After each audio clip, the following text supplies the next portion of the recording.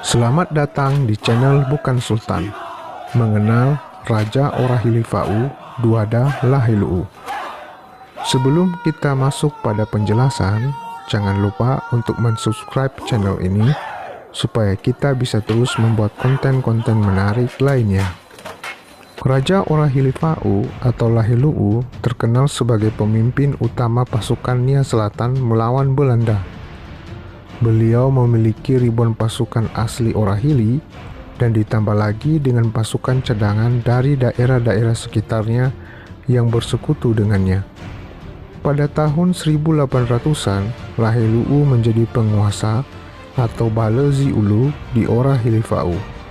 Semasa pemerintahannya, ia berjasa memobilisasi pasukan Orahili dan sekutu lainnya untuk mengusir penjajah Belanda dari Pulau Nias. Hasilnya, kemenangan demi kemenangan diraih.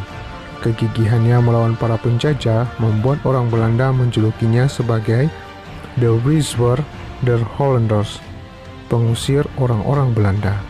Namun pada tahun 1863, Belanda berhasil merebut Orahili lalu membakarnya.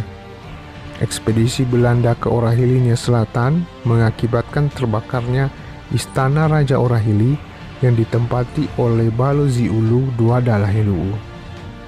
Demikianlah mengenal Raja Orahilifa'u Duada Lahilu'u. Jangan lupa subscribe, like, dan komen. Terima kasih.